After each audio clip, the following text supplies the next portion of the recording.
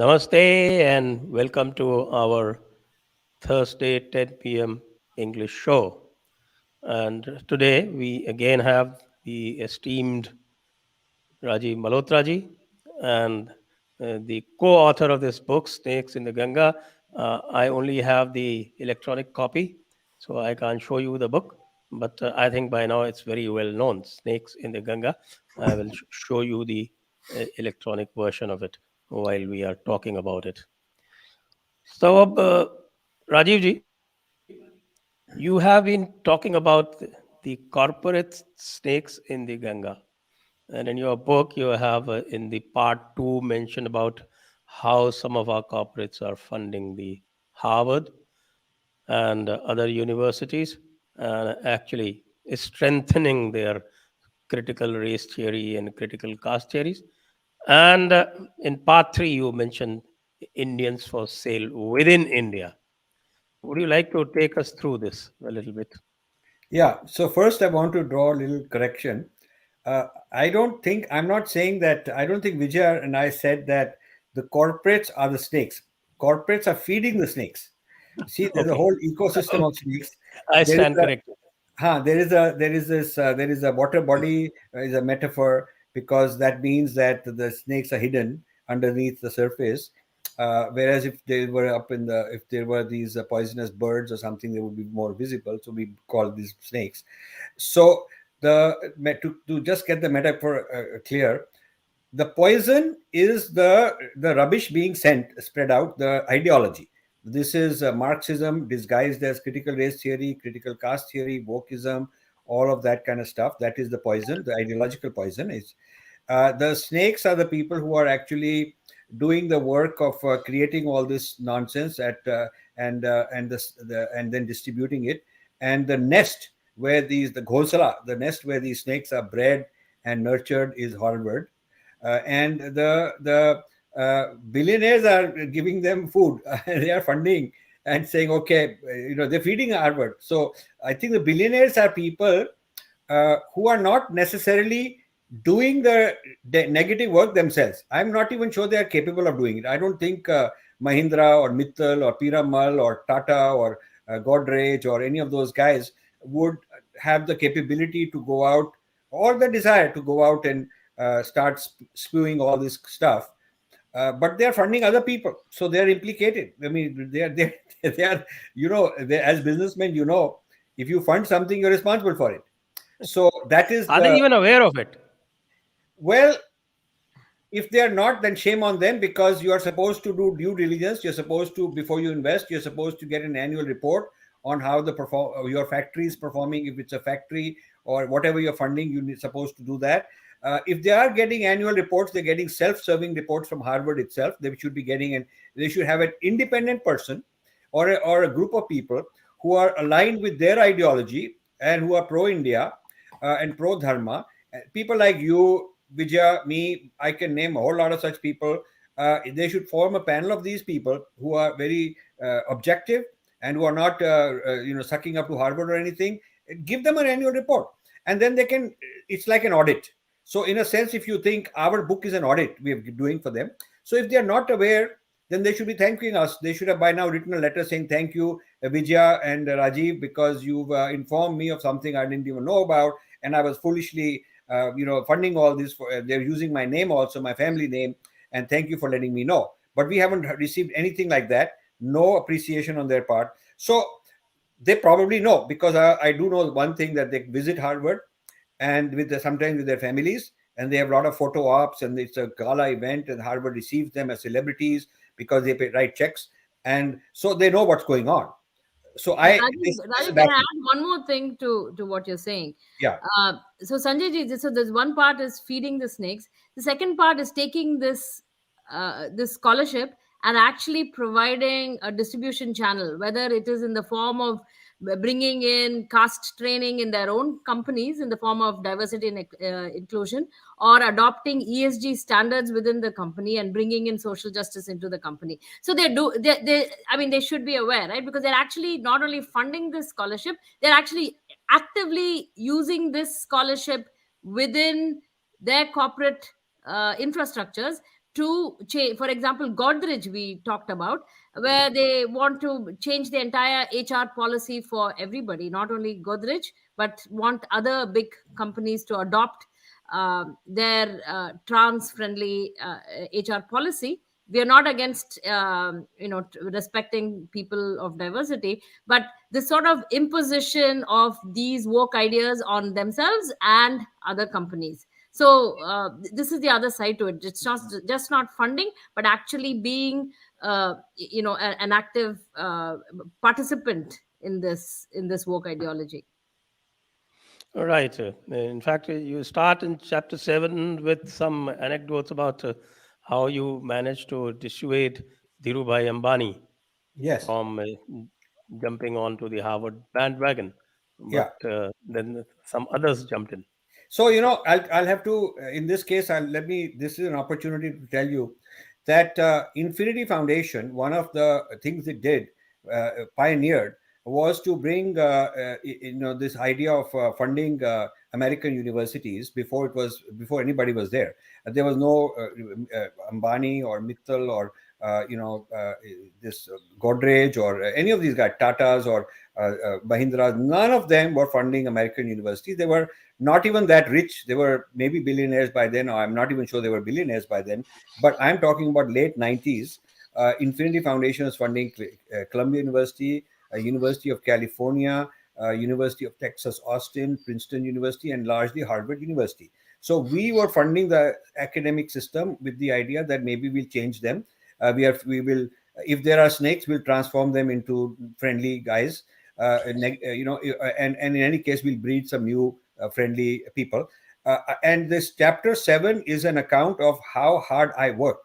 We funded 2 visiting professors at Harvard, Ashok Aklujkar and Arvind Sharma, to go and teach Sanskrit and all that. Both of them concluded that putting one person here and there in Harvard is useless because the ecosystem is so toxic.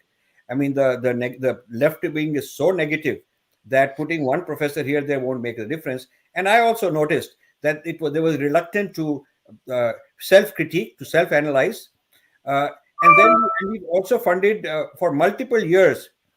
We funded something called the Indology Roundtable. This was a roundtable which brought about 200 people, scholars. We paid for them. They came from India, from Pakistan, from Europe, from United States, and they stayed there for 3-4 days. We paid for them, and they did all kind of research on ancient history and all that. So what we found is that there was a tendency to assume the Aryan invasion theory and these layers of Indian, ethnicity and races, Mundas being the original. Then came the Dravidians, then came the Aryans, and this sort of thing was very difficult to talk them out of. And the data was very one-sided. So I'm not one of those like the today's billionaires. I'm not just writing a check and forgetting about it. I want to engage. I read every dissertation, every paper that came out of it, because I didn't want to just have my name associated and give away my valuable money without knowing what's coming out of it. So I was doing my due diligence. I would personally take the train or fly there to Boston and sit there and do all this. And I was arguing with the university people, and they would say things like, we like your money, but we don't like your involvement. You're a great guy. You should do something else. You should retire. We look after your money. I mean, they wanted to flatter me, buy me out, and sort of keep my knowledge out of it. And I wasn't willing to do that. So this is described in chapter 7 in great detail. So I, after a long time, decided to leave. Not only was their scholarship negative, but what were positive things about India they were suppressing.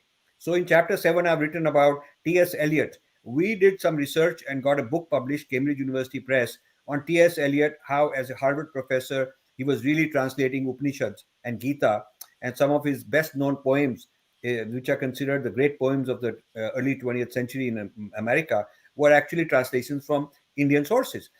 We talked about the Buddhist influences. We talked about so many things. We talked about the influence of Ayurveda, the influences of Maharishi Mahesh Yogi on medicine in Harvard. And they weren't willing to pick up topics where positive things about India would come out. They weren't. And the topics where negative things were coming out were one-sided. So after many years of arguments with Harvard, I decided I'm not going to be bothered with this. So I withdrew, and for a few years there was nobody from India sponsoring them. And then they set up a team. We've mentioned that team somewhere in this book. They set up a team of Amartya Sen, Sugata Bose, who later became MP with the Mamata Banerjee's party, and this Homi Bhabha, who is now the director of Mahindra Center. Homi Bhabha is one of the top 2 or 3 postmodernists in the world, and a critic of nation state and India and Hinduism and Modi and all that stuff. But this idea of his is very old. Long before there was Modi, he was of this view, of these kind of ideological views against Hindu Dharma and the idea of Vedic stuff and all. It bothered him as a postmodernist. So when I withdrew, when Infinity Foundation withdrew, so we are speaking from knowledge and experience. We are not just outsiders criticizing. We are people who are insiders in Harvard who decided to give them a shot for many years, spent a lot of money, withdrew because we were dissatisfied, and started criticizing them. And then the Harvard sent a delegation to Bombay.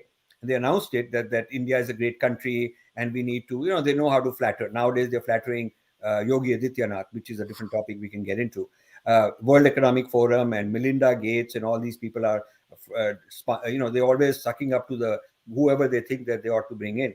So when they lost me, they went to Mumbai, and that is where they hobnobbed the Indian billionaires. Now I got wind of it, and I was able to discourage Ambani, Dhirubhai Ambani's person, who was R.K. Mishra at the time. And he said, okay, after listening to you, I'm not going to encourage Dhirubhai to spend even 1 rupee on them. And that was true. And then another person who got to know me well was Guru Murthy. Guru Murthy and I discussed it at length in Chennai. And Guru Murthy said, why don't you go to Bombay and brief Anand Mahindra? And I said, I don't know him. I don't have access to him. He said, I'll set up the meeting.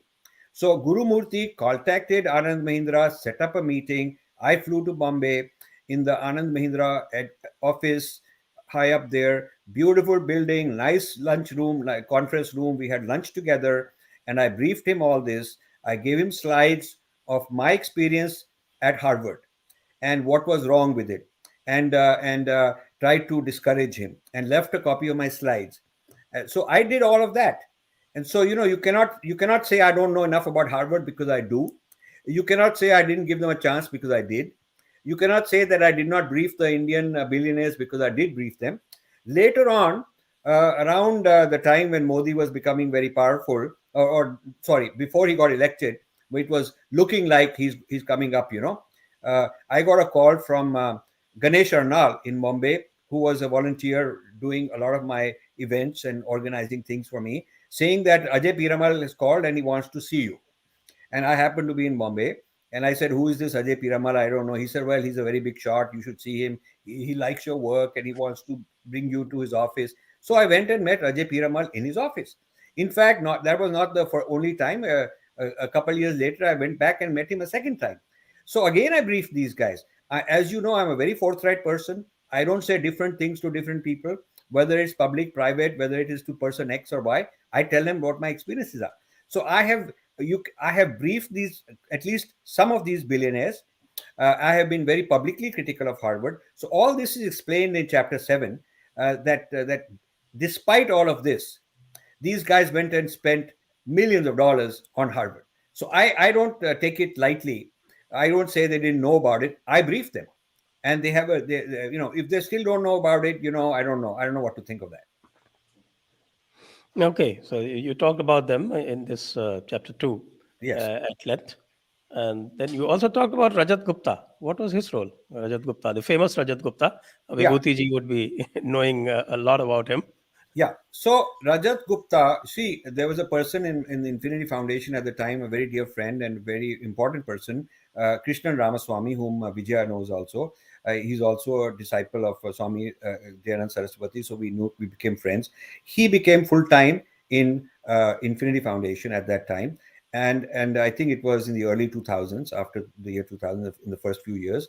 And he said he knew he had a way to get us an appointment with Rajat Gupta, because somebody from his family knew somebody from Rajat's family.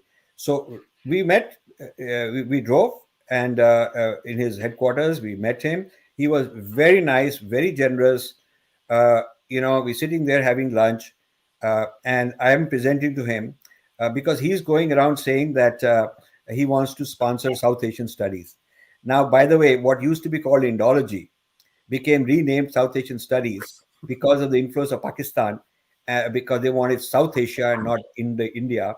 And the pivotal person who made the difference, the two people, Gata Bose and Amartya Sen, they are the ones who brought in this idea that instead of India studies, like there's China studies, there's India studies. There used to be. There used to be Indology long before there was China studies, but they wanted to dilute it and call it South Asia studies. I fought against that also. I fought against their Hindu Urdu mixing up also. So a lot of this was going on. So I went to this Rajat Gupta to brief him that for him to fund South Asia to champion South Asia studies, they asked him also as a good Hindu, as a good Indian, to go as an ambassador of Harvard to raise funds for Harvard with the Indian billionaires.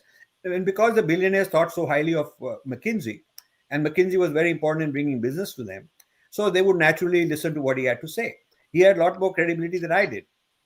So I remember sitting in Rajat Gupta's office, and I presented all my findings. And then I asked him, I said, when McKinsey goes to a client, a corporate client, and tells the corporate client to invest in an industry which would be new, they're not in that industry, it would be something new. Don't you ask them to first do an industry analysis to understand that industry, how it works, who is who are the big players, what are the products, what is right, what is wrong, and what kind of a role you can play? Isn't it standard for McKinsey to offer to do an industry analysis for the client to educate them? He said, of course, that's normal. We'd never want a client to enter a new industry without analyzing it. So I said, but now you are asking people to get into India studies as an industry. Think of it as an industry. There are players, there are funding agencies, there are doctrines that are produced, there are motives and agendas. All of this goes on. So don't you think you need a review of the industry? And don't you think that this ought to be presented to your client? First of all, you have to educate yourself. Have you ever done an industry analysis? He was dumbfounded. I said, you are McKinsey. You are known for industry analysis. So why don't you do India studies as an industry? So he was sort of, didn't know what to say, but he was very polite. And then I said, for example, can you tell me how many full-time scholars in American universities are studying India? This is religion, philosophy, history, political science, economics, sociology, anthropology, whatever. All the professors in all these fields and in the think tanks and in the seminaries who go to these conferences. There is a history conference, anthropology conference, religion conference. I go to them. I haven't seen McKinsey ever attend any of these. So if you were to take a look at all the people who attend these conferences and make a database, how many do you think there will be? He was dumbfounded. He didn't know one darn thing about the industry where he was going around raising money from Indian industrialists. So I told him what it was, what the answers are to these things. So I was quite, well, on the one hand, very impressed with his intelligence and his grasp and quick, he's a very sharp guy and very decent person. But on the other hand, very disappointed that without doing the homework McKinsey is known for, they were going around trying to convince clients that they should invest in what was then called South Asian studies. Okay.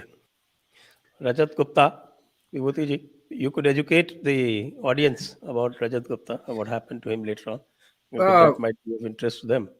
Yeah, Rajat Gupta was a classic case where it is reported.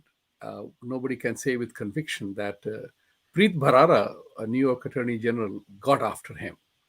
And he considered that part. He's a part of a destabilization effort for everything successful Indian story was.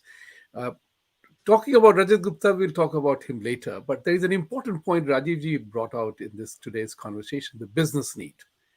Do you think, Rajivji, that, despite the fact that we at Jaipur Dialogue and yourselves, you have done an amazing job, we are doing a great job to stirring the Indian blood. And I think we are stirring the Indian blood very well. The issue again becomes very important is that how much is the business need? Mahindra coming to United States, becoming a big market here for his products and services. Mahindra tractors are known. And the Indian business is very isolated. Nehru said, export or perish. So the question here is that how much of this servility is driven by pure business expansion? That's So let very me answer important. that. Yeah, please. Let me answer that. So the way to answer that is to compare with China. China has been far more successful in penetrating the American market than India.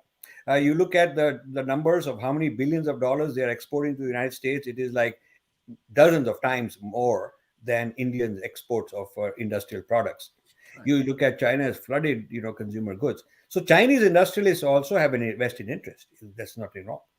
And Chinese industrialists also funding Harvard, but they're funding very differently. They're funding very differently than India. Rather than sucking up to Harvard, letting Harvard decide the agenda, they are telling Harvard the agenda. So, Vijay, do you want to take over this and explain, our findings on how China plays the game at Harvard differently? Yeah, so there is China funds very strategically, in the sense that they when they send students out to Harvard, for example, they want only STEM education. They don't want any of this woke stuff. They're very clear. In fact, if you look at even TikTok, what they export to the Western world and the US, which is considered now, if you look at some of the newspapers, they talk about TikTok being the digital fentanyl. It's so addictive, the US version of it. Whereas the Chinese version of TikTok is limited to 45 minutes of TikTok time for young people, and it teaches math and science in that time. So the content of TikTok in America, which is to spoil the youth here, is not the same as the content that the Chinese children receive through TikTok. So China is very, when you have a Chinese conference, for example, in Harvard. So we've compared in the book of India conference in Harvard versus China's conferences in Harvard. In China's conference in Harvard, you will not have anything about the Uyghur Muslims. You will not have human rights issues. You will not talk about Hong Kong or Taiwanese independence. You will not talk about the Tibetan issue. So these are all issues that are totally banned, and they don't want to talk about it.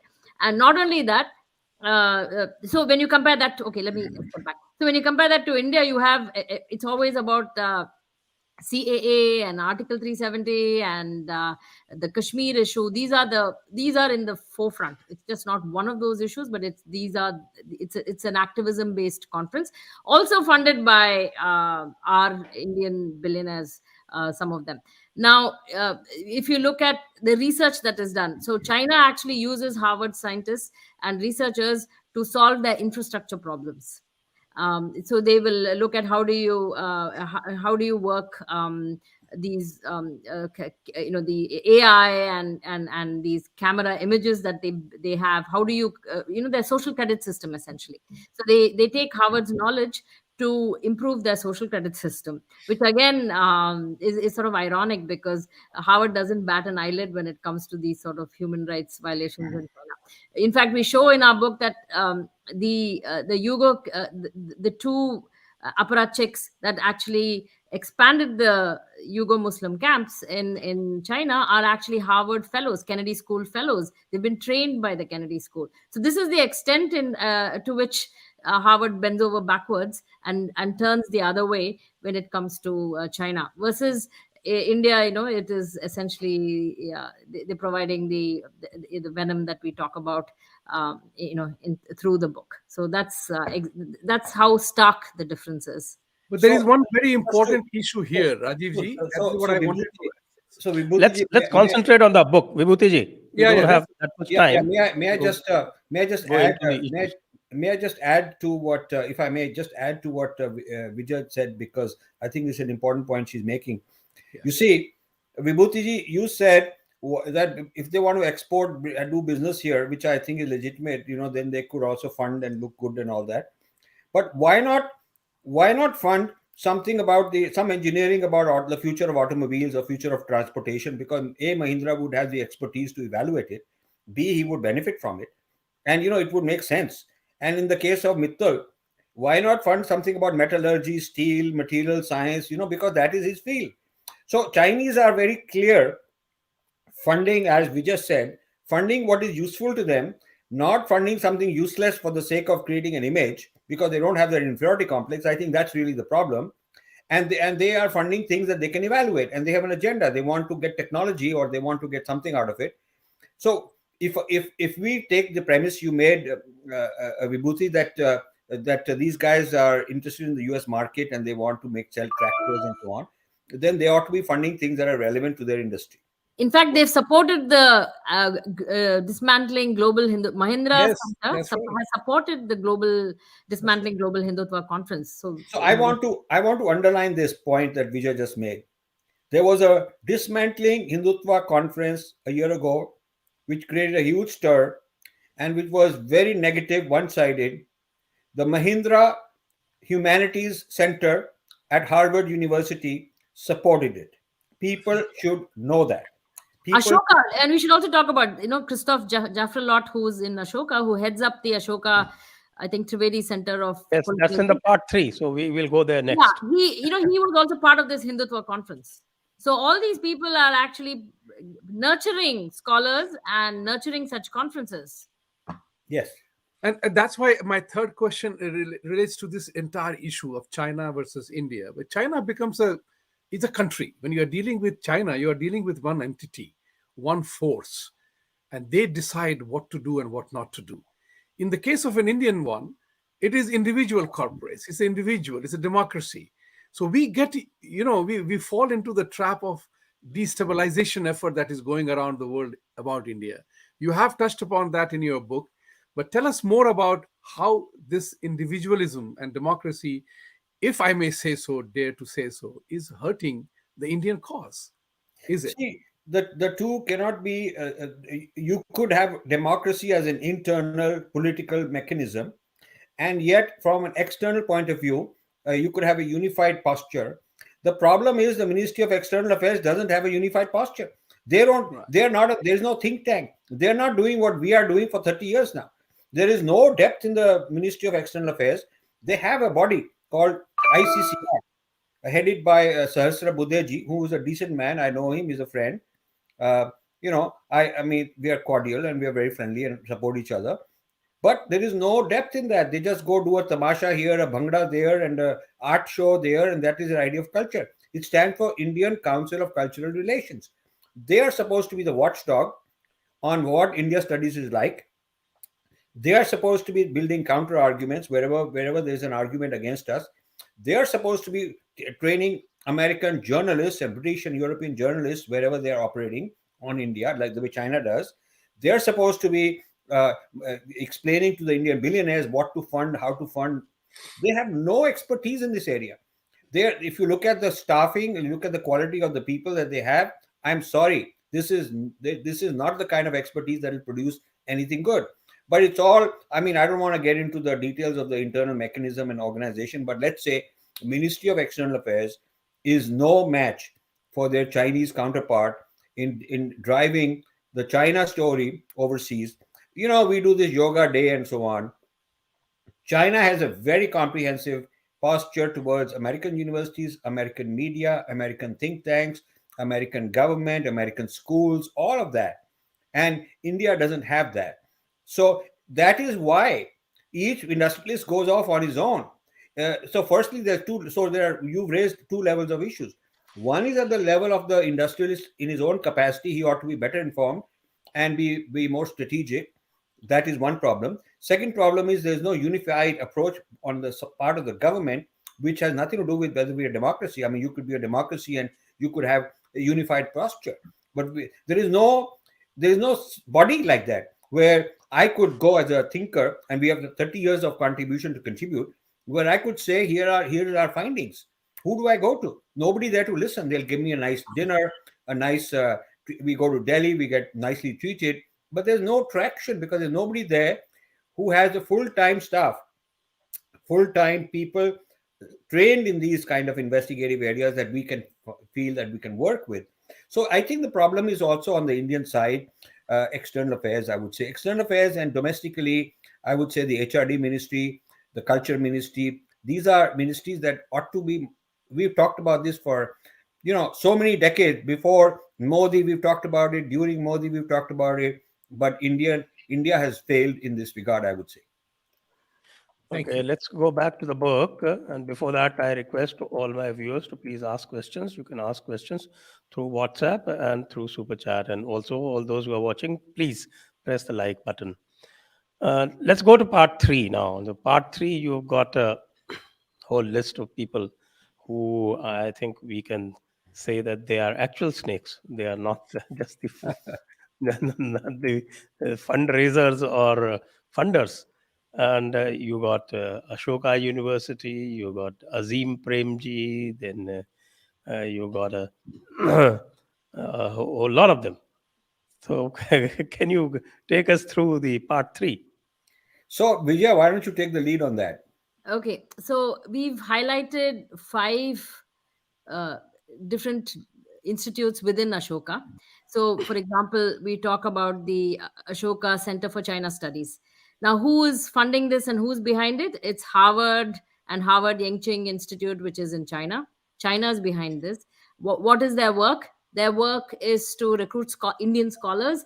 Their work is to control the China narrative in India. So they uh, Ashoka is sort of the pipeline through which they connect to other Indian universities like Jadavpur University, Somaya College, Christ College in Bangalore, and I don't remember the others. But anyway, so they channel scholars through Ashoka and China trains Indian scholars on how China studies is to be done in India.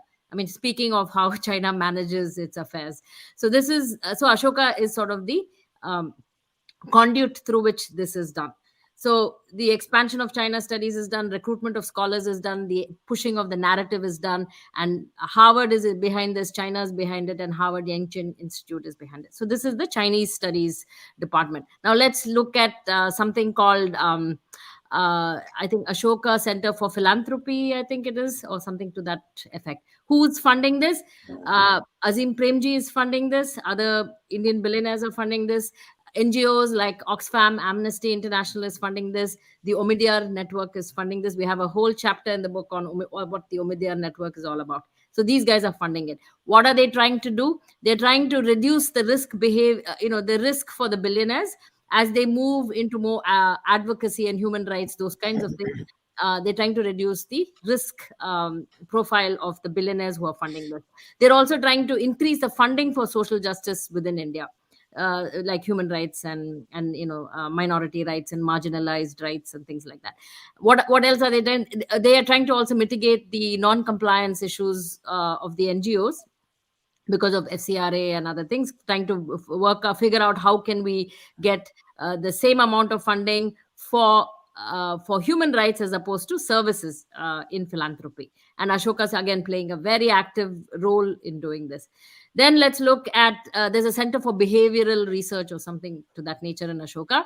Who's funding it? The Gates Foundation is funding this. What are they trying to do? They're trying to devise ways to change behavior of the Indian citizen. For example, how do you change their behavior of this the idea of karma and accepting their lot the way it is? How do you change that behavior? So all kinds of behavioral research is done to change the behavior of the on a population level. How do you make Indian women take part in the labor force more than they are doing right now instead of focusing on the family? So these are all behavioral changes that they are actually trying to look at. Then there is, of course, the Center for Gender Studies and Sexuality. It's like one of the first institutes within India which focuses more on sexuality than gender. These are all important areas to study, but should be studied from a Western lens. You can see what is happening to gender studies within the US and the Western world. And the idea of this institute is essentially to influence the national education policy, bringing in transgender education into schools, sexualizing children earlier and earlier, grooming youngsters in deviant sexual behavior. So these are sort of the ideas that they want to push in the with the woke lens into earlier and earlier into school curriculum and college curriculum and and into the workforce. And Godrej, of course, is playing a big part in taking these ideas and bringing it to popular culture. But that's a discussion. And who's behind this? It is the US universities with gender studies who are partnering with Ashoka and bringing and actually exporting these ideas into Ashoka to be brought into liberal arts curriculum as such into Indian higher education. Then, of course, you have the Trivedi Center for Data, for Trivedi Center for Data, which is nothing but data mining. It's a big time data mining operation backed by the Carnegie Endowment. The French government is big time into this. They collect big data on the polity and the elections. They are tracking what the BJP and the RSS is doing. They're writing papers against the RSS. All this, Christophe Jefferlot, whom I mentioned earlier, is one of the chairmen. There's a Qureshi, who is an ex-election commissioner, is also there as a director or on the board, who has a connection to the election commission, I guess. And they mine a lot of data, and all this data is held in overseas databases in schools like Michigan and other schools. And I don't know if Indians will actually have access to it, and the French government has access to it. So so they track people in governance, and every municipal election, every panchayat election is the data is collected. Every person that stood for elections, how many languages they speak, they know, what is the education background, they know. So it's a huge data mining operation. This is just Ashoka with its 5 centers that we've laid out in the book. So we can go on and on, but as you can see, Yes, you also Azim Premji's center. You also have the Godrej, and you yeah. also have the Omidyar Network. None of this seems to be anything beneficial for India, as I have shown. So and the founders of Ashoka essentially talk about how they need to bring liberal arts into India and how great it would be. But none of this proves to be beneficial for India. And moreover, they are against meritocracy. So there's a big push as we talk about the dismantling of the IITs. Ashoka also has conferences on how we can dismantle IIT, how we should show that meritocracy is really needs a different definition. All of that. So this is all happening with people who studied in IIT, who made their millions because of meritocracy, started Ashoka because of that success, and now are funding research to dismantle meritocracy itself. So it's sort of an irony. Quite so. You already mentioned Godrej, and we also have the Azim Premji. So there's also this Omidyar Network that you mentioned in your book. And this Yeah. Omidyar Network is big time into supporting subversive media, as I would like to call it. Yeah. So Omidyar is a very massive story. And, people keep telling me it's George Soros, but George Soros is his 90s. Omidyar is half the age and has more billions than Soros. He also is more tech savvy. He knows AI, big data, and all that. So Omidyar is the Soros 2.0, if you will. All this attention on Soros is deserved, but people have not looked at Omidyar. The Indian government has allowed him to infiltrate. He's invested in a couple hundred ventures, startup ventures in India in tech, and there are a couple thousand entrepreneurs in all these tech ventures that are part of this Omidyar Network India. And they have conferences. They're talking about youth empowerment, about social engineering, about social justice. So on the one hand, they're doing tech work, and he's winning over a footprint of a lot of people in the tech industry, a lot of young people. You go to LinkedIn and you sign up for Omidyar Network India, you'll be bombarded with events happening all the time. And there's photographs of Omidyar, young people, young Indians for Omidyar. I mean, this is like out in the open. He's creating a technological footprint with access to the small and medium-sized businesses and villages and small towns, using AI, often bypassing the government to access these people and give them services without the government involvement, or licensing his technology and his platform to the government, which the government thinks that this foreign guy has come and doing our job for us. It's very good for us. So it's almost like we're outsourcing government services to this guy in some ways. And because of the technological sophistication, it's more efficient. So this is a parallel government infrastructure, if you will, controlled by non-government entities, ultimately owned by some foreign guy with a history and an ideological position that is not friendly towards Indian tradition. This is well known. In our book, we also pointed out that he was accused of getting involved in funding some entity that overthrew the president of Ukraine before this president. So he's involved in this sort of thing. And in India, his biggest investment in the world outside United States is in India. I don't want to say too much more than uh, because there's a lot going on, and we are deep. We know people who are deeply involved in investigating this. But suffice it to say, there was a recent BAPS these Swaminarayan. Swaminarayan. the big Swaminarayan organization worldwide. Big scandal broke up that there's this FBI raid on their biggest temple in the world, which is here in New Jersey. That's some kind of a human rights violation, that they are oppressing Dalits and whatever. Not surprisingly, it is being found, and I'm looking for all the more detailed evidence still.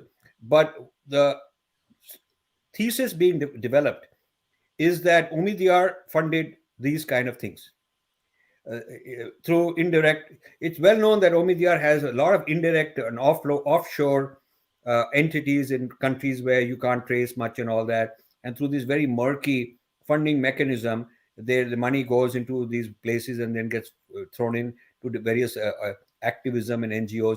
It is known that he's funded this Equality Labs, which filed these cases in California against Cisco and all that, and which is going around conducting caste sensitivity workshops.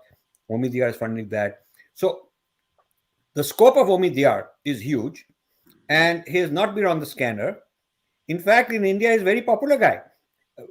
People in Bangalore say, "Arey, what are you saying? Omidyar, he funded my nephew. This guy, he got $1 million funding into his venture." Omidyar is a smart guy. He knows that Indians are into tech. So his strategy, which is open, is not even a secret, says they want to bring social change in a way that is also profitable. So they invest in technologies where they'll actually make money in the technology when the company goes public or whatever. They'll own the intellectual property. They'll own the big data. They'll own the algorithms. They will make the money, and they will do it in a way that these products and these technologies have a lot of influence over society, over social media, and over other kinds of things. So he's achieving what the traditional George Soros type of and church-funded NGOs used to do, except in a way that is not costing him money. But initially he's put out $500 million in India, he says. But eventually he hopes to cash out. So he'll also make profit in the process. Very smart. And this is chapter 22 of the book. It's about 50 pages, but we could write, thousands of pages. We have enough material. Right. I think we've got this book is a gold mine.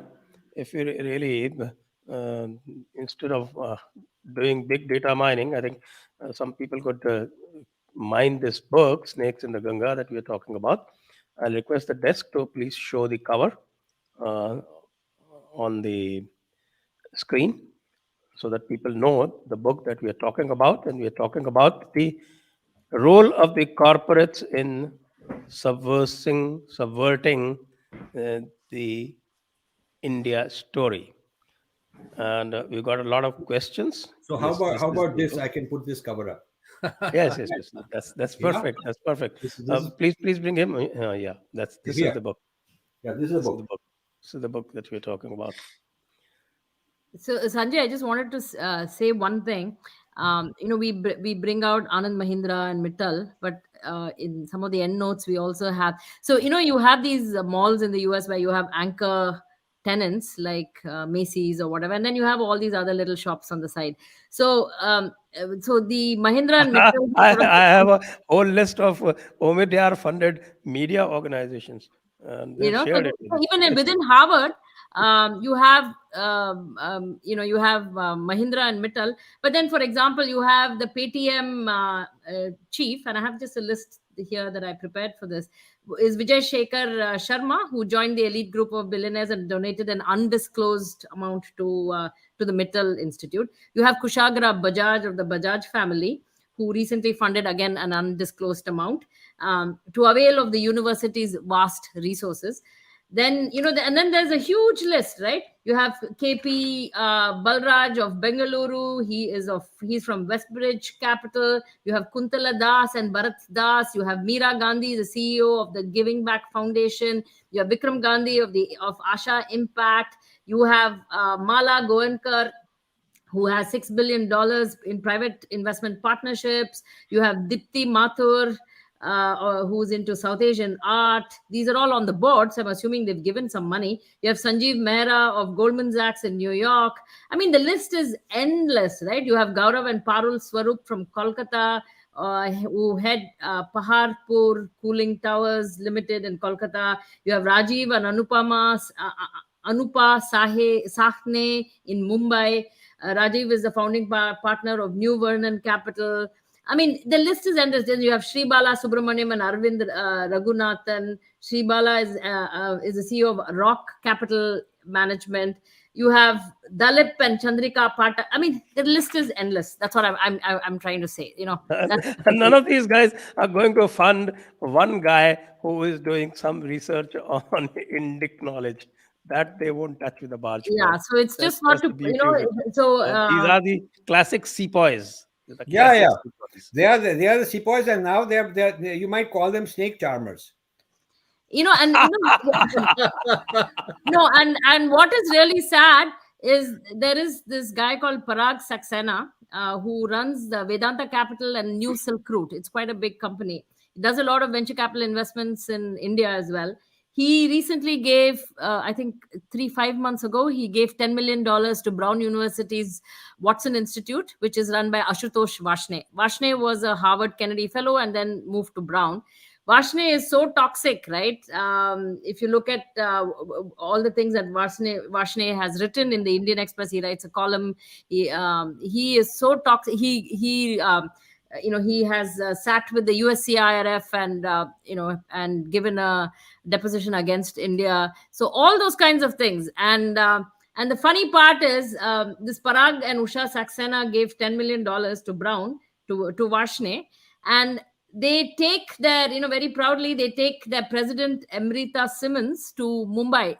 And Parag Saxena, so naive, he takes him to introduce this Simmons lady to IIT Mumbai, to introduce her to his alma mater. And little does he know that these guys all want to dismantle the IITs. And here is a really smart, business guy who is so proud of everything that IIT has done for him, taking his president of Brown University, where he funds $10 million, and takes her to meet IIT to see what else they can dismantle, I guess. But, this is the state of affairs. The important part here is also, Rajivji, just 1 minute, that it is meant for South Asian studies. That's another highlight of that entire donation, that $10 million. I tweeted about that as well, that, South Asian, what about Indic studies, as we talked about here? So there are, I don't think Parag is naive. I have met him. I have known him for a while. And Pakistanis are not even proud of it. So why do they want to tag South Asia? Why are we willing to dilute our identity? Studies. Exactly. Sanjay, what you should do is, Vijay and I are thinking of coming to India second half of February. You should, to help us make this further, like they have this Times of India has an event, and Conclave and Hindustan Times, all these guys. Why don't you have a Jaipur Dialogues event in Delhi? We'll make this the theme. Make the snakes and all the poison and who the snakes are and who's funding, who are the snake charmers, all of that. And we can turn it into a workshop. We can have a lot of topic. The subject matter is so huge. That's why this book is so large. It needs to be discussed many times. And we would love to do that. If you are interested, we'll be happy to collaborate with you. I am very interested, but I'm going to be away from my station for a better part of next month and a half. So that is the difficulty. Okay. We will talk about it separately. Okay. And let's go to the questions. Before going to the questions, once again, requesting everybody to please like the video, share the video, subscribe to the channel if you haven't already, and also please support the channel by the various links that you have down there. And also for people who are from outside India, you can even have a monthly contribution through Patreon. All the links are there in the description. Questions, please. Krishna Sundar Rajiv ji, are Indian origin tech CEOs sepoys to the American elite, like the ICS officers were to the British in 1920s? Well, you know, the tech entrepreneurs are behaving in a way that is not very good for India, and they are second grade, in the international system, wanting to jump up into the top tier. So they're acting in a selfish way, the way Rajas in the British East India Company were often vying for East India Company support and limelight, and they wanted to be playing polo with those guys, and those the British East India Company knew how to make the Indian Rajas their allies. This was not very good for India in the long run. So these people have to understand, are they, see, some of them will play this double game. In India, they want to be very Desh Bhakt and get awards and be in the good books of the government and all that, and also with the public. But when they're outside India, when you confront them, they'll say, I'm a global citizen, I don't believe in India, national boundaries, blah, blah, blah. But the point is, they are in India, they're enjoying the benefits, they got the infrastructure, they got the consumer market, they got government subsidies. So much is in their success is entirely due to India. They didn't succeed, they didn't make the, so those who are Indians, Indian tech people who came to Silicon Valley and made their billions in Silicon Valley, at least they can say, I did not make my money in India. You can still argue that why are you not loyal to India? And they can come back and say, I didn't make my money in India, I made my money in America, or I have nothing to do with India. At least they can give you a moral argument. But the ones who are Indian industrialists, who make their money and continue making the money in India, really ought to be more loyal to India. That is a very serious point. The Indian consumers and the Indian public should demand more. Right. Info, next one. Vibhuti please take over. Infomart Ham, thank you. God bless you with good health, Rajiv ji. If possible, maybe try for some movie or TV series on your books in the coming days. Thank you, Sanjay ji. So it's a statement. Would you be willing to do that, Rajiv ji? You have many projects. The thing is, we have a lot of people giving good blessings, which we always accept, and a lot of great ideas, but we need resources. We have so many ideas. Like, for example, Snakes in the Ganga, we have a list of 11 projects that need to be done to move this forward. Translations, making small books, making documentaries, making small pamphlets, school education, all of that. We have 11 projects, from $50,000 per project to $400,000 in a project. We need money. And the point is, we need resources. And we funded from our own side about $500,000 on this Snakes in the Ganga till now. This book, and by the way, people should know this. Every copy of the book, we lose money on purpose because we're subsidizing to bring the cost down. The publisher told us that in India, that this is a 2,000 rupee MRP retail cost, because it's imported paper, it's large number of pages, very nicely bound, and diagrams and images and all that stuff. And this is the MRP. And we said we wanted below 900 rather than 2,000. So we subsidized every single copy. Our agreement is we subsidize the printing of the book. And so we are not in it for money. We don't take salary. We don't take any of this stuff. We put money into it. But there's only so much we can do as individuals. And therefore, we need resources. So, of course, we want to do a documentary. We have a proposal for a documentary. I have a proposal. I would like to do something I would call Harvard Files. I would like to do a film called Harvard Files. That can be a thriller. It can be a thriller. And I got so much inside information and even footage from Harvard in their various centers. I've gone there and I was in Harvard 3 weeks ago and presented Snakes in the Ganga, and had a discussion with a prominent Harvard professor in the Divinity School, one of the senior most guys, Professor Francis Clooney. Very respectful. That video is online. The first part of the video with his speech is online, and he supported us. He thought that Harvard deserves this criticism. And the second part, which is the discussion part, we are going to put up. So I have done a lot of, we have a lot of stuff on Harvard. This will make a fantastic film, because nobody has written a book criticizing Harvard this way. People praise Harvard. People are in awe of Harvard. They can give you jobs and money and limelight and such a huge alumni network that nobody wants to criticize them. We are the ones who stuck our neck out and taken the most powerful, intellectual and academic center in the world and taken them head on. And so we need support. Rajivji, I will just suggest here to both you and Vijayaji that to ask the snakes that you have identified to purify themselves and absolution to contribute to a better cause. So, Vibhuti, I will lead that initiative. Absolutely. I will. Let's get together over a cup of coffee during these holidays. Come on over to Princeton. I missed you last week. A few days ago, you were going to come. Come over, we'll chat, we'll brainstorm, and I would love to have you on our team, because you will be brilliant in kind of leading some of these initiatives, and we need your help. Very honored with your words, sir. Thank you very much, Rajiv. Thank you very much. Okay, next one. Rajiv ji, don't you think India needs to appropriate critical invasion theory in Indian schools? How to end influence of Bill Gates in India? So, you don't need to appropriate critical race theory to do that. The second part is very important, how to end Bill Gates. Bill Gates is just one guy. Bill Gates is into the database of seeds. This is very interesting. The genetics of population and the genetics of plants and seeds and animals is the future AI, machine learning, algorithm development, not only to diagnose things, but to manage things, to create artificial forms of life, artificial forms of food, implants in the brain, changing the human physiology through genetic engineering. The future of technology, IT, and AI combined with genetic engineering is really the frontier of science and technology. So Bill Gates is into all that, and all his public health initiatives have this side activity of gathering databases. So he is big time into this.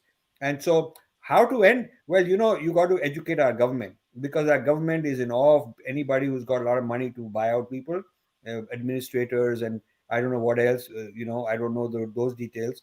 But Bill Gates and others like him are so deep into the trenches in India, and this has been the case for multiple governments. They know, they go through bureaucrats who are connected. They go through intelligence agencies who are connected, the planning commission, the media, industrialists. They got so much money to spend, and he's not the only one. There's others like him too.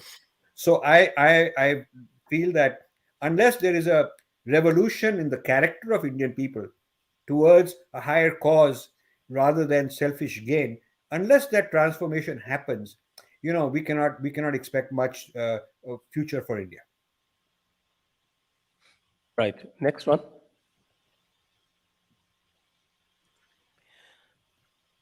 Okay, Rajat, Modi and his chamchas are in full alignment with WEF. Modi is a chamcha of Bill Gates. We are seeing George Orwell's 1984 unfold in front of our very eyes. Low IQ Indians are cheap. What is our way out? Well, it's not a question in very good taste, Rajat. Uh, so I think, do you want to take it? No, I think we've already discussed it, but we don't have to speak in that way. I mean, the rather than insinuating and insulting people, look, I have a lot of respect for Modi ji. I think he is the best prime minister we've ever had, absolutely, and he's the best leader among the ones available in India today. There's no perfect person in the world, never was, but among the candidates available, he's the best one we have. So I'm absolutely clear on that. But are there improvements possible? Of course. There are others around him. There are others in his cabinet, others who his advisors. There's so many improvements we can make. Yes, we can be critical, but I don't think we should be insulting and talk in a demeaning way against particularly a leader who's given so much to India. So I don't like that. Now, as an issue, Vijay and I have a lot against the World Economic Forum and Klaus Schwab, who runs it.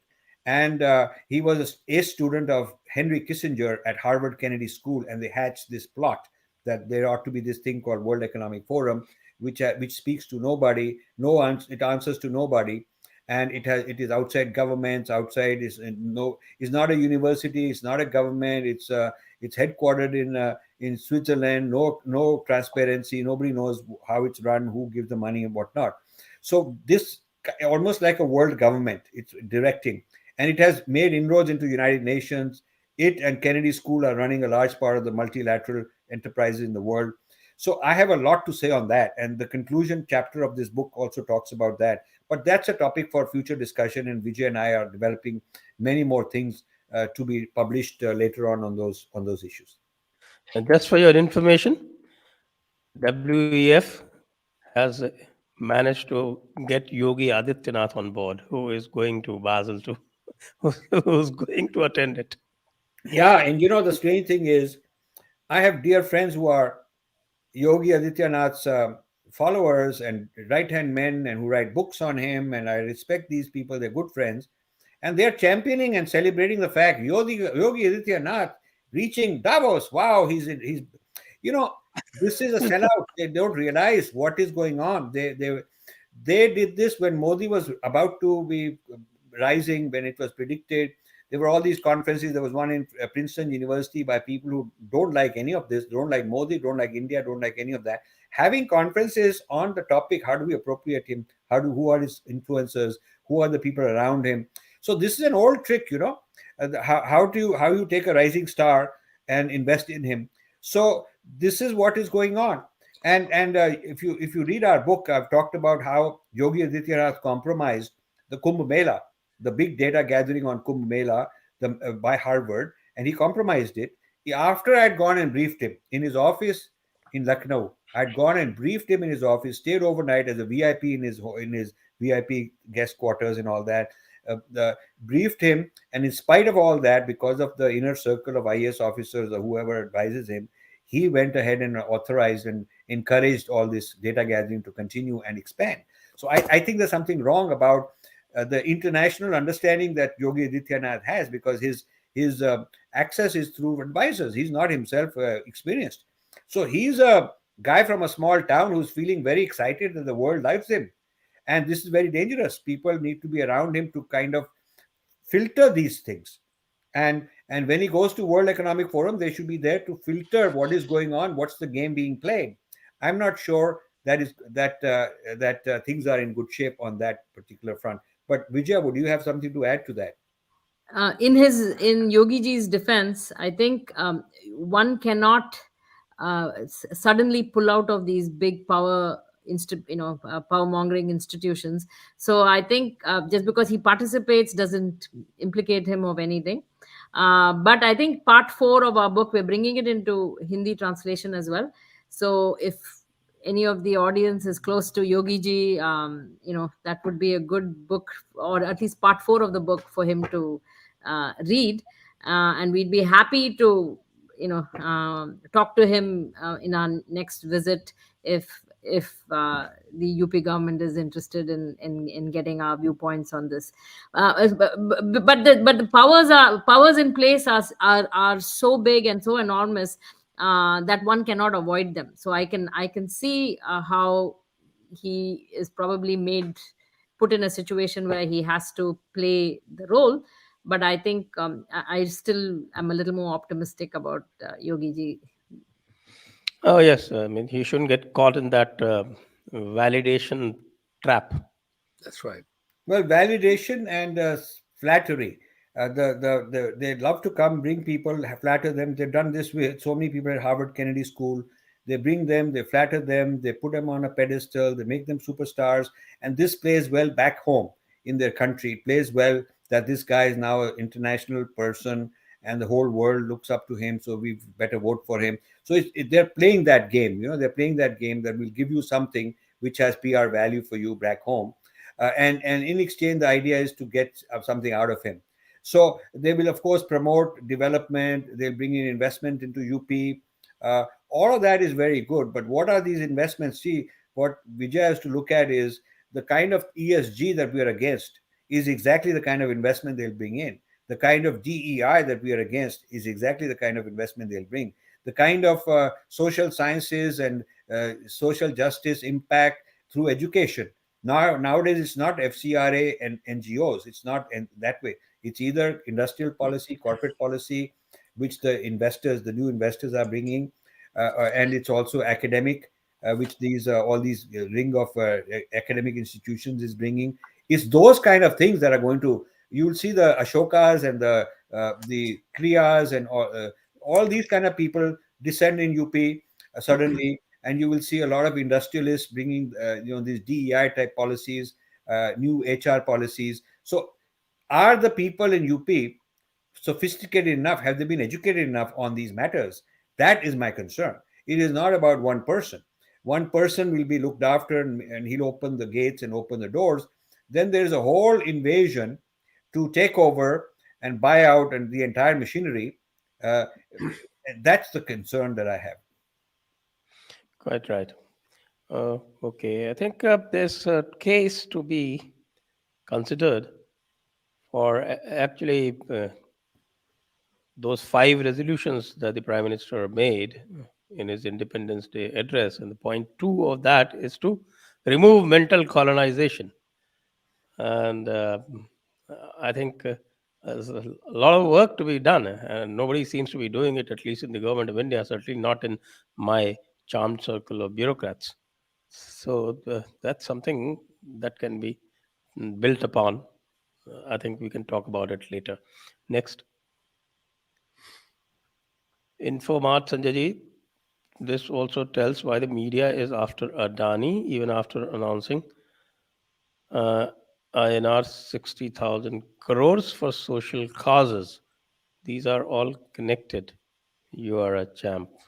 Okay, thank you. Thank you for the info. Question: why don't these corporates, Harvardias, use the money for research of IIS, Indian Institute of Science, IIT Madras, etc.? You people are the true progeny of Bharat Mata.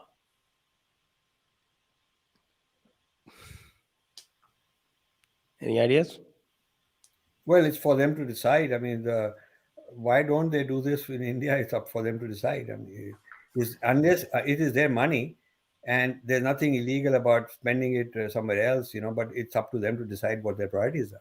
But the example I would like to just highlight, which we've done in the book, Sanjay ji, is Kriya University has a partnership with MIT, and we say how they are not bringing in technology from MIT.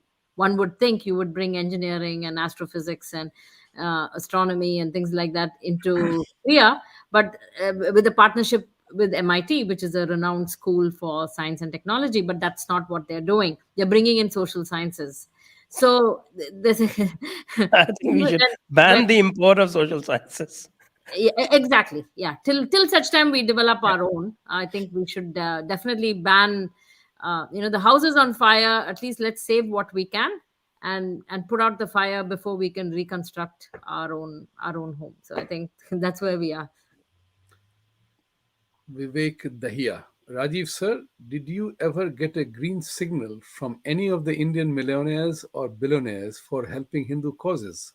If not, then do you think that they are not aware of George Soros and others around the world? How will we build this narrative in favor of Hindus that some of these elites can work towards helping our dharma's narrative? Without them, is this a tedious battle to fight? So, I cannot speak for everything they are doing. I mean, obviously, they are good Hindus also. They are funding Akshay Patra. They're funding all these, many temples are being built. They're funding schools. So, they're funding all of that. I mean, those are also good causes. All I can speak for is within the scope of this work we did, wokeism, and wokeism applied to critical caste theory and Indian society and dismantling India, dismantling Hindutva, Hinduism, all of that, and then exporting all this knowledge into Indian institutions. All I can say is that in that particular framework, these guys haven't played a role to counter it. They are actually playing a role in the opposite direction, making it worse for us. And certainly our institution, our Infinity Foundation, needs the help, and we have asked for it. We haven't received this help. So I don't know. I cannot comment on what else they may be doing that I'm not aware of. But to the best of my knowledge, they have not yet stepped up to this particular cause. They are funding other causes, I'm sure. Now, the question: what can be done if they don't step up? I don't know what can be done. The public the public can speak up and put pressure. The government can speak up and put pressure. I would like the government to put some pressure on these rich people, and the public can put pressure on the government also. So ultimately, it's your culture, your country, your civilization, your dharma, and you have to protect it. That is the message of the Gita. So I would say that yes, we can say billionaires ought to do this or that, but what do you as a public? What are you guys doing about it? You should think of that also. Yuri Bezmenov, famous man. Does your book talk about stakeholder capitalism model prescribed by WEF that has penetrated most corporate companies and CBDC social credit system becoming prevalent in India? So clearly you read something from our book and from my talks because we mentioned all this. So I would say you should read more from the book, and instead of asking me to sort of tell you whether the book covers, you should just on Kindle you can just buy it like that and do a search on stakeholder, and you will see a hit. You say stakeholder capitalism, and you will see a hit. In 5 minutes, you will know what we have to say. We have a lot to say. Call. Question to Sanjay ji. What is the way to get Rajiv ji's people inside External Affairs and HRD Ministry? Well, that's a difficult one. But let me tell you from my experience is that most of the people who come into the higher services, uh, a good majority of them are from the STEM classes. They are from the science faculties and technology background. That is what has saved India actually. But they, under peer pressure and under the kind of elitist training that they receive, they get house trained. So I think uh, the system, I think, is pretty good the way they recruit people, and there aren't many wokes getting recruited there. But the way they house train them in the first few years of their service, that is something that we need to look at, because all of them can become Rajiv ji's men. All of them, all those who are coming in. And Sanjay ji, we've always been open to going and training people. Rajiv ji has been to the Foreign Services Institute. So whenever anybody has called, we have always gone there, and we are there for doing it for free. We just want people to be aware. So we are more than happy to sit down and educate people anytime. Okay, I just got a hint from the producer that there are many questions, so please go faster.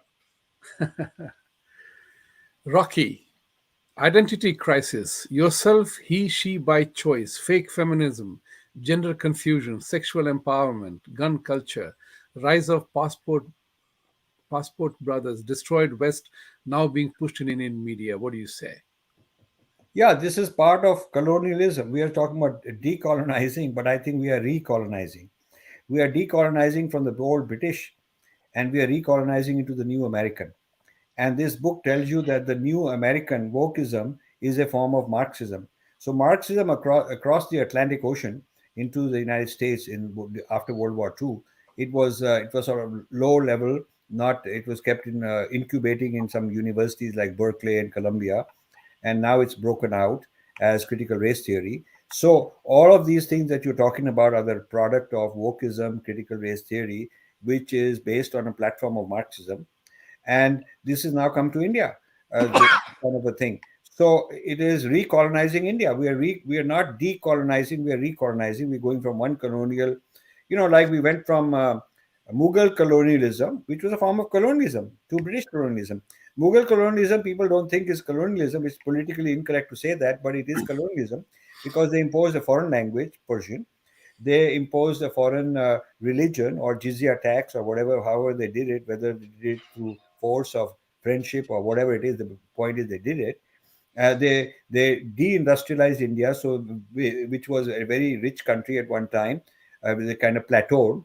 It did because they dismantled universities like Nalanda and all that, which were the learning centers, and new universities were not built. It's quite remarkable that new universities were not built on a grand scale in the Mughal time. Old ones were dismantled. So that was a that was a colonial system, and the British recolonized it from the Arab, Persian, Turkish influence to the European influence, and now it's being recolonized into the American system. This has to be understood. That is what is going on. Now, I'm not I'm not a critic of America, but because I also feel that the United States has a lot of great things to counter China, to counter all kind of things. The United States is the best country to do it, and the United States will do it. I'm confident. But there are certain elements within the United States that are fringe, wokist, ultra progressive, ultra left wing type elements. They are to be watched because their influence is very strong in India. And that is because they built a whole machinery, a whole ecosystem. And unfortunately, the Indian billionaires have helped that. So that is the problem of recolonizing India, and all these examples you're giving are symptoms of that. And one more thing I just want to add here is that bringing in, for example, pronouns into the bio and in the workplace. I just want to put a little plug. Divya Reddy is launching a new show for the youth through Infinity Foundation to ask youth about what they think about these kinds of issues that they face in these woke ideas that they face in the workplace. So stay tuned for Infinity Foundation, the youth channel by Divya Reddy. It's going to be really a direct channel talking to the youth, bringing in different ideas and waking up the Indian youth and young people who are in the corporate space. All right. Saurav Kulkarni, Rajiv Dada, namaskar. Are all these attempts against India by the West is part of larger conspiracy to provoke a color revolution, to bring down Hindutva nationalism? Well, I think things are more complex than that. There's always been a clash of civilizations among the religions. It's nothing new. The technologies are new, the methods are new. There is also geopolitics among nation states. I mean, nation states like to have leverage over each other. There is also the internal opportunism of our own people. I mean, why is Mamata Banerjee's MP, Sugata Bose, sitting in Harvard for decades? Why is he one of those giant snakes, if you will, or in a metaphorical sense, has a whole lot of influence of this sort? So he's both ways. He's an insider in India through Mamata Banerjee, and also an insider in Harvard, very, very powerful guy. And why is Amartya Sen? India gave him all kind of awards, legitimized him, and we brought him, made him an insider. He's got a huge footprint of followers in India. I mean, I could go on and on and on. So I don't think it's only a matter of why are the foreign people dismantling us and all. What about our own people? We've spent the bulk of this conversation talking about Indian billionaires who are indirectly, not themselves, but by funding other people, they're dismantling India in a sense. They are the Breaking India forces. Why are they doing it? I think we should ask a question about people inside. Why is Niti Aayog hiring all these kind of people who are peddling ESG and DEI, hiring such consultants to do their thinking for them? And we pointed it out. Why are so many Indians like Smriti Irani and a bunch of others running to World Economic Forum to make their career? And the World Economic Forum has a whole program of youth, young international leaders, and they've got Smriti Irani in it and a bunch of others we've listed. Okay, maybe that's where Yogi Adityanath will also be brought in. We don't know. So why are people involved in all these kind of things, and why aren't they self-conscious? And why is there we have this education policy, new education policy 2020, which is full of, which brings in this National Education Policy 2020 brings in liberal arts into the technocrat institutions, and the liberal arts that are being brought in that way are Harvard liberal arts. These are not Vedic liberal arts. So you see, we have a lot to our own people aren't even aware of these questions. Why isn't IIT? So we talked about dismantling of IITs being done by Harvard. I went to IIT Madras. First of all, they never reviewed or responded to all this anti-IIT stuff that has been going on for 7-8 years. Ajanta Subramani of Harvard, first papers started out in 2015, and then her big book, which made a big thing out of big dismantling of IITs, was in 2000, I think 18 or 19. So IIT people never responded, just hiding, they just not bothered. Why? So these are our people's problem. When I went to IIT Madras, the students, they were shocked when I told them what is going on against IIT in the United States, in Silicon Valley, right from Harvard on, and the legal cases against Indians there in Silicon Valley and Cisco and all that. They were shocked, and they said nobody told them. Their professors never told them. So then I wanted to talk to the professors. The following day, I did end up with a discussion with 3 professors, but none of the other guys wanted to talk about it. There were a few professors who openly said we should not talk, this, that, and the other. So, with great difficulty and spending many hours, I managed to get that 50-minute interview with these IIT professors, and thanks to them, because they stuck their neck out. Then I went around talking to many other IITians who made tons of money, billionaires, people worth hundreds of millions, not willing to stick their neck out and support us. Why? So what we can blame foreign people and say, are they dismantling? What about our own people? I've given you plenty of examples right now. What about our own people who are not protecting the dharma like we are supposed to, not protecting the Indian ethos and the Indian Bharat as a rashtra? Why not? Why don't you target those guys? Why aren't you asking questions about those guys?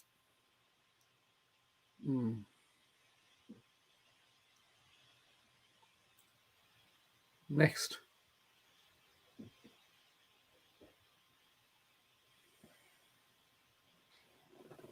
Bring the question up. Yeah. Saurav Kulkarni, this question has happened. Next question, please. Malhar Chaniara. How to tackle woke ideas which are already implemented as a HR policy in US-based MNC. At the moment, employee can't even speak about policies around DEI. Vijayji, short answer. You are muted. Muted. Go ahead, Rajiv. I have no idea how I got muted. No. Okay. So You can anyway, you are now unmuted. Go ahead. You're unmuted. Go ahead. Oh, okay. The short answer is this is happening everywhere. We should prevent it really soon, really quickly. One of the ways is we have to have different people in the company come together and say this doesn't hold good. One of the things we should also do is to bring in speakers that have an opposing view into the corporate space. So these are all, everything requires a lot of courage because the left has taken over all these institutions. So it requires a lot of courage. It sometimes means you'll be chucked out of the organization. You should be able to take risk. And a life that is not courageous is not really worth living. Praveen Singhania, Namaste Pranam. Great respect for RMG's work. There are a lot of well-to-do middle-aged business persons with children aspiring to study at Ivy Leagues. Results are not desirable as wokeism is getting impregnated. How do I, in personal capacity, speak to them about the pitfalls? Well, since I don't know your standing and what your strengths and weaknesses are you a student? Are you an industrialist? Are you a professor? Are you a media guy? I mean, there's various capacities in which you can speak up. So first thing I would like you to do is read our book, watch some of our videos. If you want to volunteer and become an ambassador, if you want to become an ambassador of our book and our work, contact us through email and say, here is my profile. I'm willing to give X hours a week. This is how I'm willing to travel at my own expenses, or I have funding available. I'll raise funds. Whatever are your resources and capacity, whatever you're willing to volunteer, tell us so that we can figure out what is a good slot that you can play a role and help us out. Thank you. Nishikant Reddy. Kindly throw some light on culture of call centers in metropolitans, which hires more than 50% degree students. They have become breeding grounds of LJ, live-in relationships, alcohol, rave parties. Vijaya? I guess it's going back to basics and teaching, and that is why I'm very very keen that the NEP is the first thing we should tackle, because the youth are becoming degenerates because nobody's really providing them guidance. So we tackle education, and then we ensure that family values are instilled. We educate parents as well, and I don't think migration within India is also such a great idea. Because it takes a village to raise a child, and so if you are in the same village where you grew up and have job opportunities right there, instead of migrating, these sorts of issues will not happen.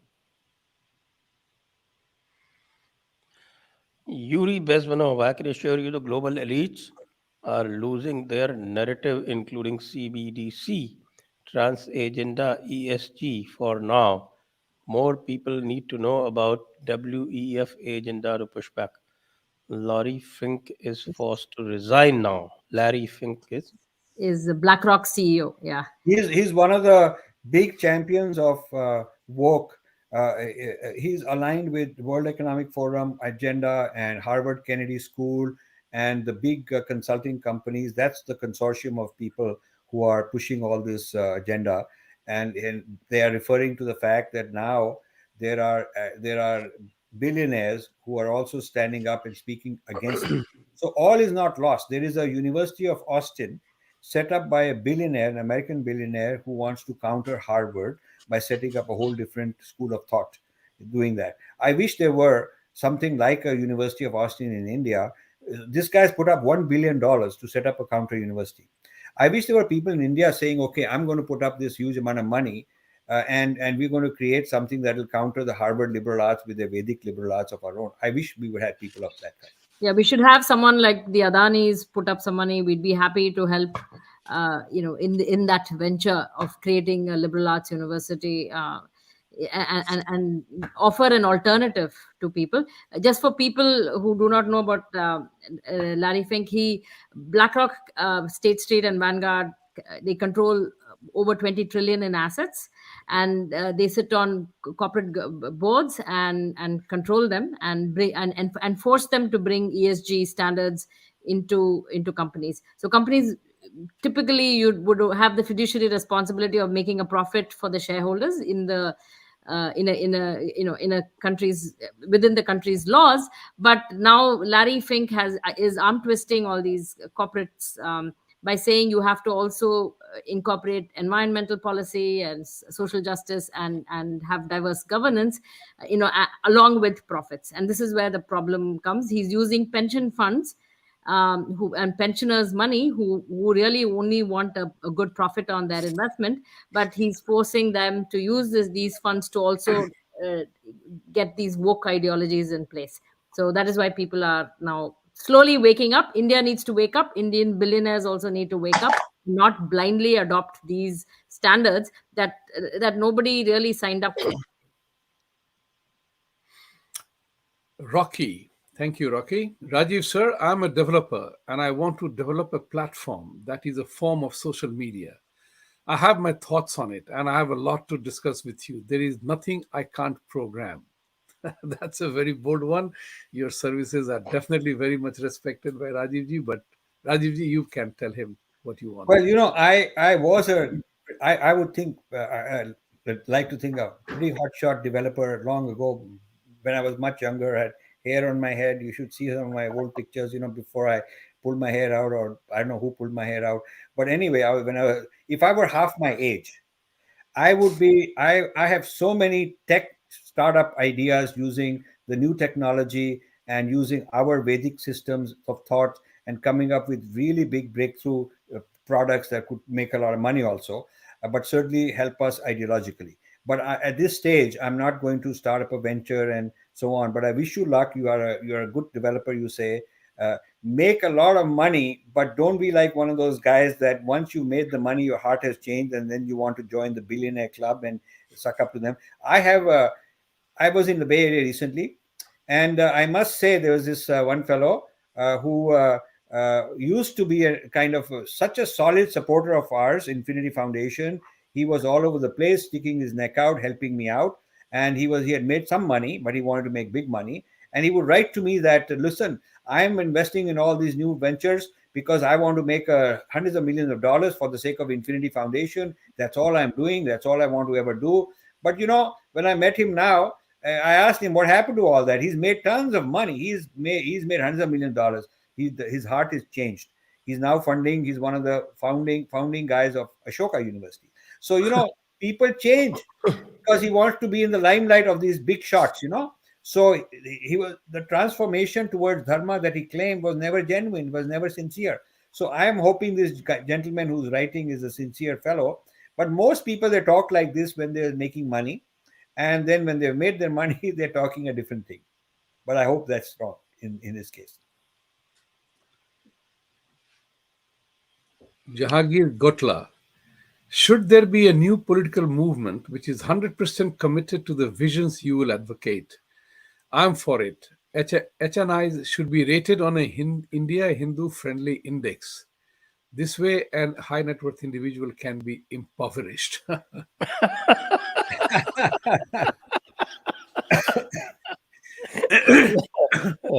get pretty. Let's not impoverish them. Let's motivate them.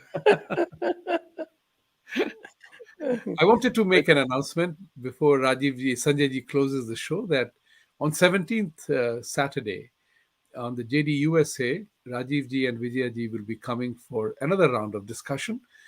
So please do remember that December 17th at 10:30 a.m. Eastern time. So all the viewers are invited to join. Relax. I mean, you'll have to you'll have to frame the timings differently, because we will be something like at that time.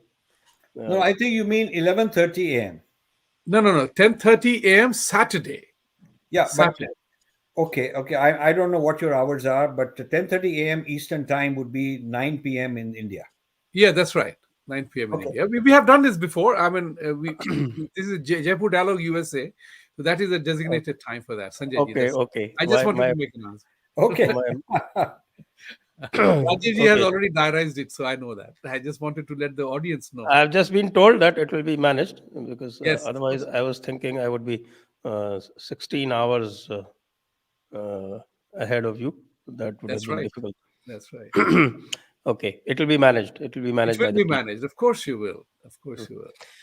Thank you very much. Thank you all the audience. Thank you Rajiv ji. Thank you Vijay ji and Vibhuti ji, as always. Thank you. The co-host of the show. Thank you. Wonderful having you here, and a great discussion. It lasted more than an hour and a half because people were so keen to interact. Thank you so much. Thank you very much. You have a great audience, Sanjay ji, who they know all the issues. I would So I would invite, if people want to follow up on Twitter. I'm at Rajiv Message, and on YouTube it is Rajiv Malhotra Official or Infinity Foundation Official. And if you want to donate to us, rajivmalhotra.com or infinityfoundation.com, you can go there. You can buy all our books, watch all our videos. And we are totally aligned with Jaipur Dialogue. We know Sanjay Dixit and his great work for a long time, and Vibhuti Jha in New York, support him a lot. So we're very glad to have this kind of a friendly collaboration, all four of us. And thank you very much, all of you. Thank you. Thank you very much. And just to remind you that we were talking about this book, which is available in India on Amazon, and you can go and buy it directly. Thank you once again. Jai Hind, Vande Mataram. Jai Hind.